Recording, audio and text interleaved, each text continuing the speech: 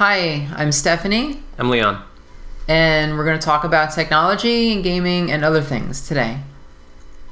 Leon, what do you have on today's agenda?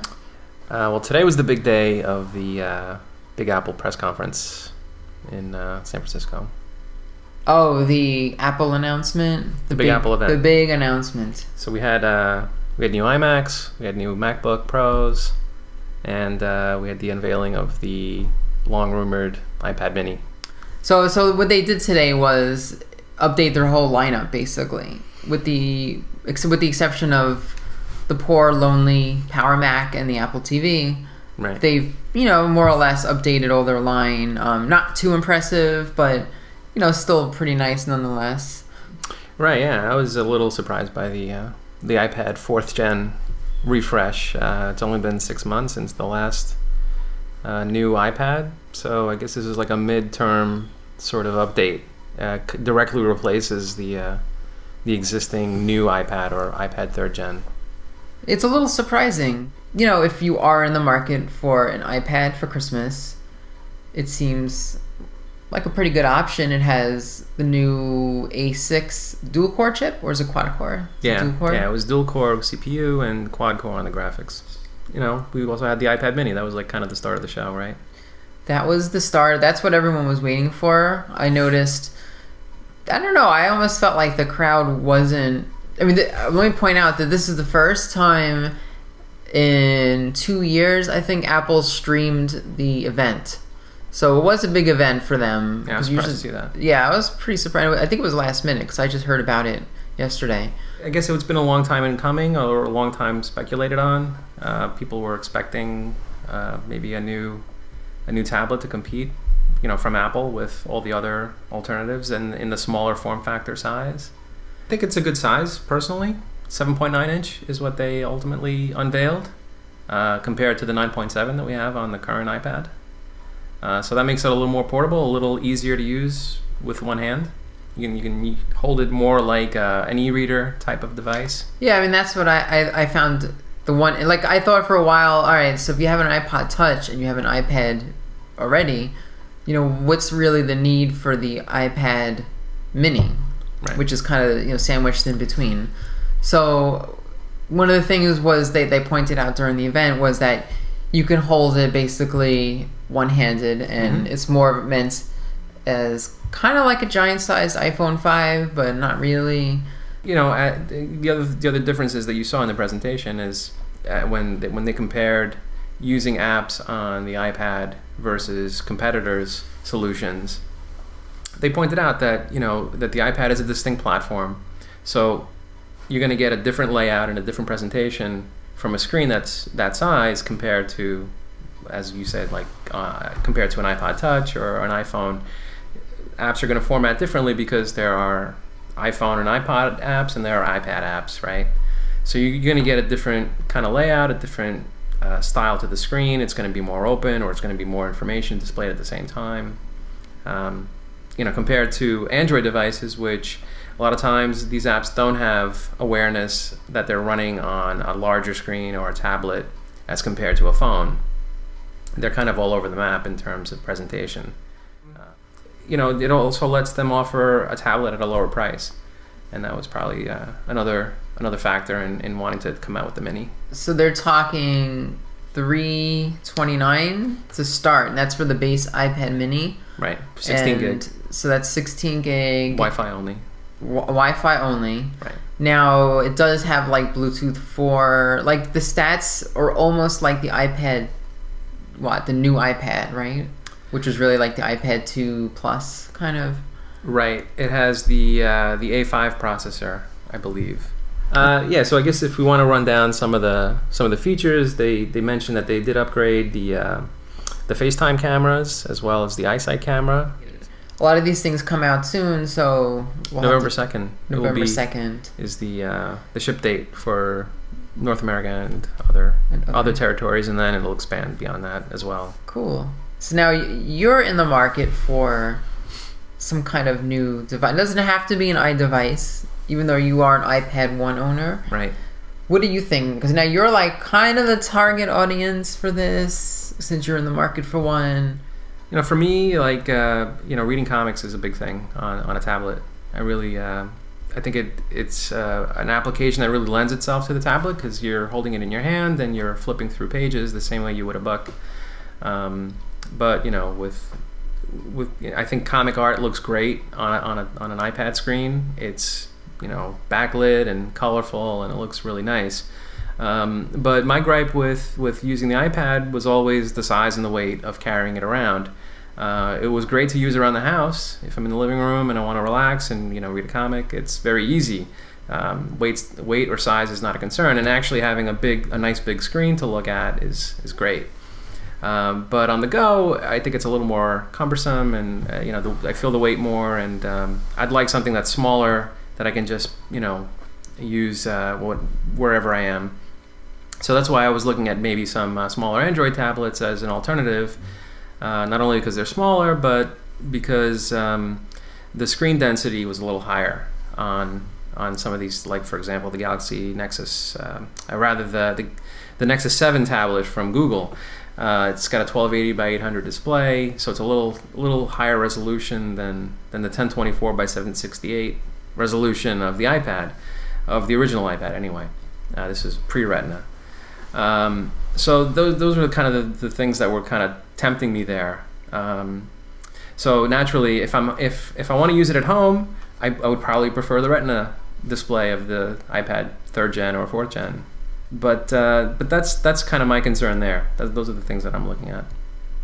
So for Christmas, for the holidays, now you have Microsoft Surface, and that's kind of like, and then you have the Kindle HD. So now you have some big competition this year. Right. How does the Surface look now compared to the new iPad lineup?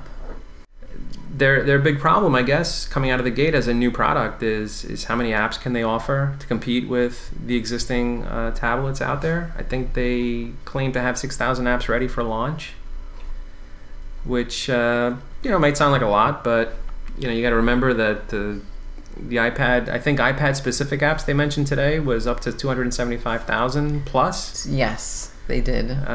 So that's a big hill to climb. 100,000 of those are probably like running games and mahjong and things like that. So even if we take 100,000 off the top, it's still a decent amount. Yeah, and I know Microsoft also promised. They said that there's gonna be 100,000 apps for Surface by February of 2013. Okay, so now this is what Microsoft is saying. Now this thing comes out Friday, so we're like 4 days away.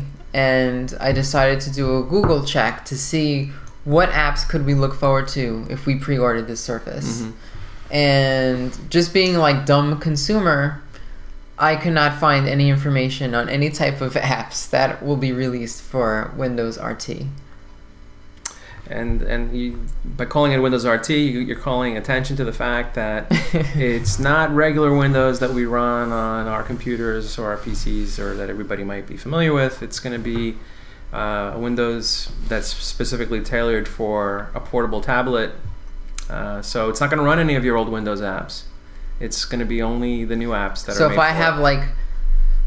So if I have Doom 2 on a floppy disk, I won't be able to put this on my new Windows 8 RT Mini? No, not unless they make a new one that runs on it. By calling it the same thing, essentially, I think they're muddying the waters a little bit. People are going to be a little confused about what can I run on Windows 8 RT versus a Windows 8 Surface tablet. And then there's Windows Mobile. I think they already had a mobile OS. Why did they need to go Windows RT when they already had Windows Phone OS that they could have, spruced up a bit and made it run on a tablet? I don't know if it's enough for them to come out at $500 and expect, to match the iPad price point. I think they needed to do a little better on price to make it more attractive, considering the deficiency that they're coming out, that they're coming out of the gate with fewer apps and, we don't know what the future of this is going to be as a platform. So even though they pre-sold out their initial shipment, the $499 model is sold out, right? And that does not include the keyboard that you see in the commercial, that hip commercial where they're snapping in the keyboard. Right. Yeah, that's an interesting feature that they decided to put on a tablet. They decided to actually attach a clip-on keyboard. A keyboard that you can so that's another $100 upgrade. Granted, if you compare stats, the Surface does give you more flash memory, right? For the same price. For the same price, okay. Yeah. And it does have a good screen from what I've read and seen. Yeah, I'm sure once it's out and we have a chance to look at it up close, we'll have more to say about it. Yeah. So I think we also wanted to talk about maybe this new rumored GameStop console. GameStop could be making a console. Would you ever think GameStop would have their own console? This is just blowing my mind. So people might not know that I got an email this week, and I get surveys from GameStop often because I signed up for one of their... You sure it's not confidential? They didn't... I don't know. Might be. Okay. Taking a chance here. Yeah, I'm taking a chance. I might break my... What is it? The N... You didn't sign anything. Non-disclosure. Well, you didn't sign anything, right? I might have digitally signed something. That does count by law. But so the press release went on to say that they're partnering with Google. They also have Square Enix. And is it Square Enix anymore? Yep. Square and Bandai, I believe, which pretty big companies. And, you know, they're releasing apps, and some might be exclusive apps to this device. Streaming games, which would be like the OnLive, I guess, server. And also your Hulu, your Amazon, Netflix, your streaming video. So basically it's a streaming device, but also will have games. And it'll be from GameStop, which will have its own GameStop store with GameStop credits and all that other nonsense. Well, yeah, sure. I mean, I think this is a smart thing for GameStop to want to do, for a couple of reasons. You know, it's no secret that the bulk of GameStop's profits comes from selling used games, right? As companies continue to push digital distribution of their titles, meaning you can just buy the game and download it over the internet. You don't have to go to a store and buy a box anymore. You know, GameStop might say, well, look, we're here now, but 5 to 10 years from now, we have to think about what other businesses we want to be involved in, because people may not be so, you know, in the habit of just going to a store to buy something. They'll just download it, you know, from a service. So they don't want to find themselves like Tower Records did, or like Blockbuster did, where they're sort of irrelevant in the new digital age. So they want to do something to sort of stay relevant and you know, kind of get a foothold in the living room, the same way, you know, the consoles themselves have been up to this point. So it's definitely a good idea for them. It also lets them sort of, because of what you mentioned with the streaming service, so for people that might not know what that is, basically the game that you play might not be running on the box that's in your house. It could be running somewhere else. And what you're getting is just almost like a streaming video, but it's interactive. It's fast enough so that you can actually play the game. The game is running somewhere else on a server online, and you're able to control the game remotely as if you're playing, you know, at home, but instead it's just, you're getting just the video of you playing in your house. And it's fast enough and good enough that it actually works. Now, GameStop could either sell you access to those games remotely, or the other thing they could do is let you demo a game that way. Maybe for 5 minutes you can play a game, the full game, and if you like it, you can pre-order it right from the box and pick it up at your local GameStop. I never thought of that. Yeah, so that's definitely a way for them to sort of feed their retail business, and at the same time grow their presence in the digital space. And they did buy a company specifically for that purpose. You know, similar to OnLive. Really? They have their own company that's going to stream, and just like Sony bought Gaikai, which is a similar type of technology. But so now with this press release, they did say it was going to be $99. So that's pretty good price point, I think. Sure. Yeah, it's cheap. I think cheap. It's cheap enough that people would say, okay, yeah, I might be willing to get that. Yeah, considering the benefits. And not much competition.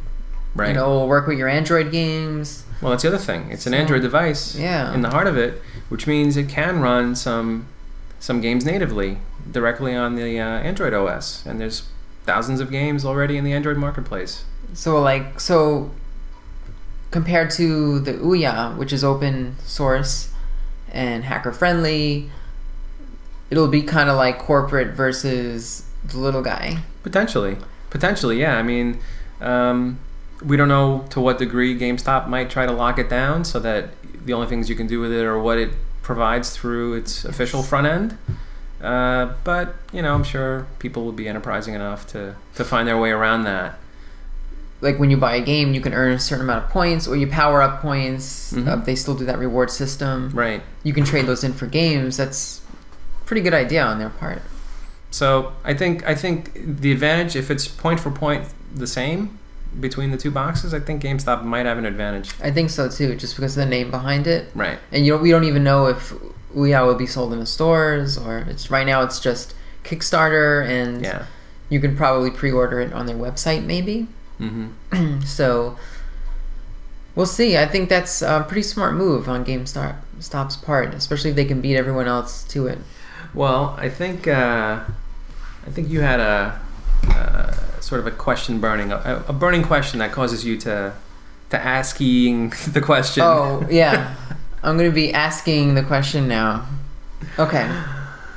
So, in your history of video gaming, what would be your most unexpected moment in playing a game?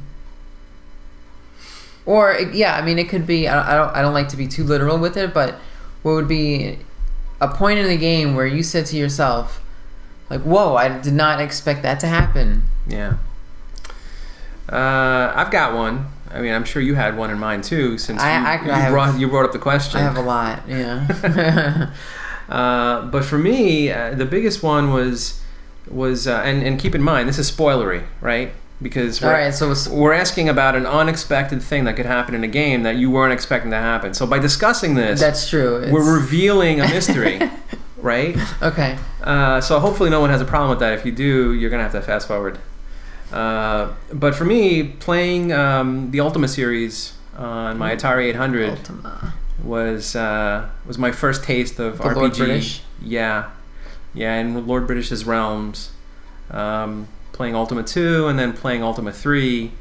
The big reveal at the end of Ultima 3 was a huge shock to me, to my tiny, formative 13-year-old brain. Okay. I never finished it, but so I'm curious. So Exodus was the villain for Ultima 3. It was in the title of the game. Exodus is like the big bad evil that you're trying to defeat. Your party gets through the whole game and, you know, gets to the final destination, and you find out in this fantasy RPG sword and sorcery world that Exodus is in fact a computer. Really? And a magical computer that you had to insert certain artifacts into to defeat him. But yeah, for me, that was like a big oh my god moment. Wow, it's a computer that I was trying to beat all this time. Yeah, I actually did not know that. Yeah. That's pretty cool. I thought it was cool too. Huh. What shocked you more than anything? What shocked me was, there's so many I can think of, but you know, definitely Bionic Commando for the NES. When you're at the end of the game, you find out that Hitler is behind this whole army. Wow.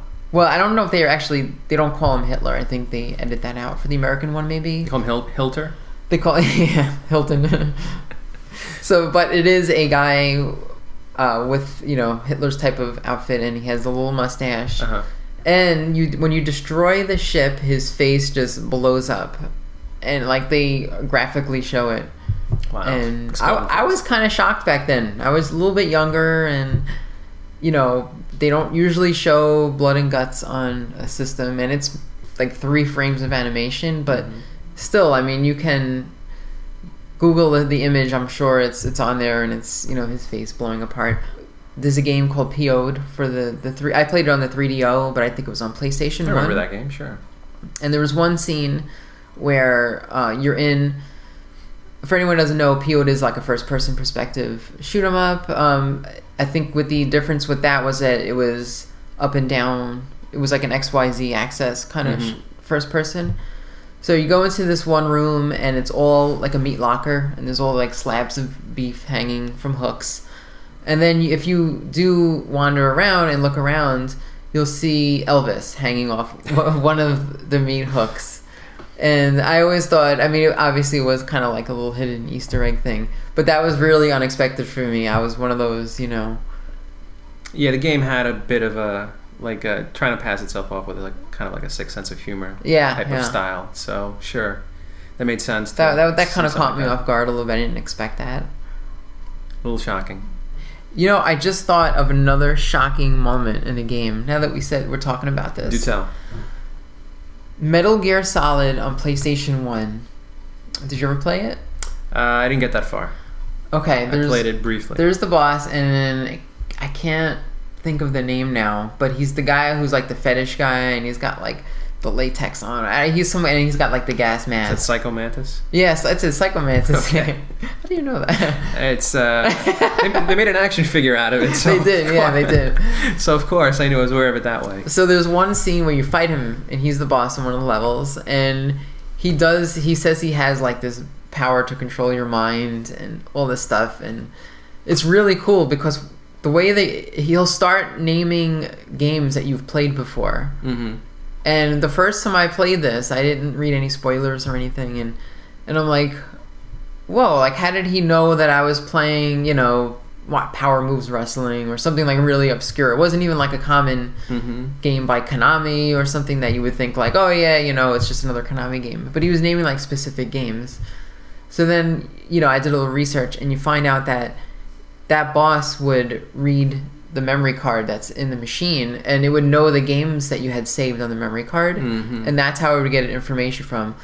Totally brilliant. I don't remember any other game that did it that well, and it definitely was unexpected. That was very cool. That's a cool moment. It's a cool way to break the fourth wall, like talk directly to the player, almost. You know? Yeah. He's like not talking to Snake, the character you're playing as. He's talking to you directly. That's true, yeah. Kind of. So that's an interesting use of the tech. Yeah, it's pretty cool. Another one that comes to mind is obviously the reveal at the end of Metroid. You know that. Yes, I thought about that one. But I thought that was too obvious. Everyone knows that by now. Yeah, it wasn't obvious back then, but right. Once the word got out, everyone pretty much knew it was in Nintendo Power, and right. But we won't spoil it for anybody who doesn't know. No. We won't spoil it, but play through Metroid. There's a secret at the end. It's kind of like... Alright, so my next thing is going to be... we're going to have a little segment called Steph Stuff. And what we're going to do is something from my collection, because it is a rather robust collection, whatever that means. And just to show people out there like what I collect and things. So I know you have a pretty impressive collection yourself, so this week we'll look at one of my things.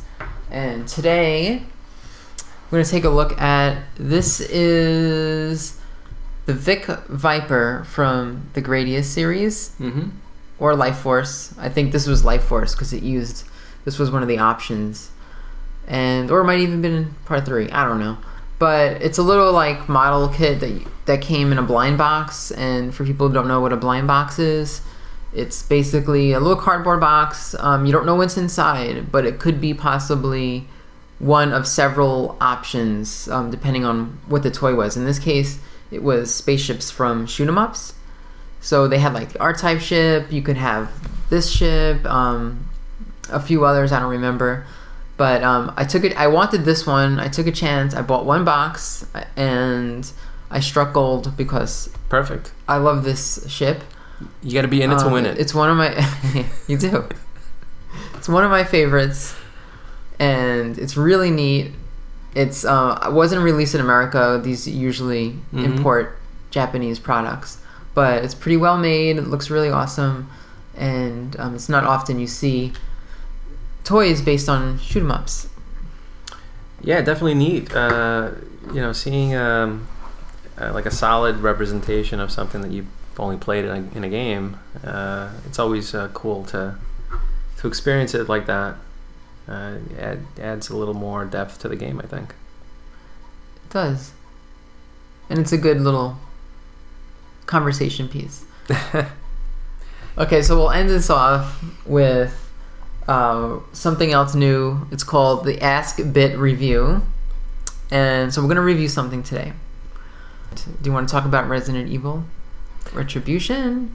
Yeah, I mean, personally, you know, a lot of people have maybe criticized the series for not being as horrifying as they would expect, but that's kind of true of the games as well. You know, it's become less of a sort of horror adventure, and it's more of like an action horror game with some, or you know, the movie itself, the setting. It's just more action oriented, I guess. It's action with elements of horror. Sure, yeah. And personally, I don't look for anything philosophical about these films. All I need is, you know, Mila with a big gun and lots of targets to hit, and I'm pretty happy, you know, going forward from there. I did enjoy it more. I definitely have problems with it. I thought Ada Wong was not really a strong character. I don't think she really added much. It was nice that they referenced the games a little bit more, but I thought she was pretty weak. Her costume was weak. Didn't really care for. I think she could have been eliminated totally, and it wouldn't have made a worse film if they didn't have her. Leon I thought was great. Wesker coming back I thought did an awful acting performance. It just came off really like he was reading off a script to me. I don't know if that was intentional or not. He's a bit, yeah, I think he was a bit kind of two-dimensional. Yeah, right? Didn't really flesh him out too much. But he's there as sort of the you know, the mysterious figure in the background controlling things. Well, I love that. Well, I love Alice to begin with. I mean, that's probably, like you said, the reason why I do like these movies. So, you know, Mila's always on my top list. And then it was great to see Michelle Rodriguez back. I think a lot of people liked the first movie because, you know, of her character. Right. So that was definitely nice. The enemies were not that diverse, but I thought they did a good job with them. You know, the zombies, they were called La Plagas. Right, yeah, those are the ones that have the like the symbiote creature from Resident Evil 4 and weren't strictly zombies. They weren't undead the way the T-Virus zombies were. So it was a little bit of a departure. They had the 2 Axemen. The Lickers. The Lickers, that's right. So I thought it was fun. You know, it's action, not something, you know, that's going to win any awards unless for special effects. Or the music was fantastic. Tom and Andy did the soundtrack again like last time. Yeah. So we give our opinions. So now we're going to ask Bit, because Bit knows a lot of stuff. And if anyone who doesn't know who Bit is, this is Bit. So the question is... Bit, Star of Tron. Star of Tron. We got him. Guest spot. If you would... Now, you saw the... Bit, I don't even know if you saw the movie. Bit doesn't talk very much. Bit responds on instinct. But to get your advice, what do you think? Should people out in our viewing audience make the effort to go see Resident Evil 5? What do you think? Wow, thumbs down. Thumbs down. So Bit does not like Resident Evil 5. Alright, well, you know. Maybe as a movie character. You're going to be on this show. It's possible. We're all allowed to have our opinions. Bit's entitled to an opinion. And I know a lot of people don't like the movie, so I guess... Even as a binary life form, he's allowed an opinion. I think maybe he's feeling, you know, a little adversarial because it's another movie. Maybe Bit just doesn't like movies, except Tron. Yeah, see, this is things we don't know yet about Bit. It's very hard to get anything out of it. Yeah. I don't know if it's him, it's it. Yeah, Bit. You might have to end up asking it thousands of questions to get to know it better. Other people, 20 questions. Bit, thousands. That's how it is. Well, I guess we'll have something else for Bit next time. We will. And until next time, thanks for watching. I'm Stephanie. I'm Leon. And we'll see you again. Bye. Bye-bye. Thanks.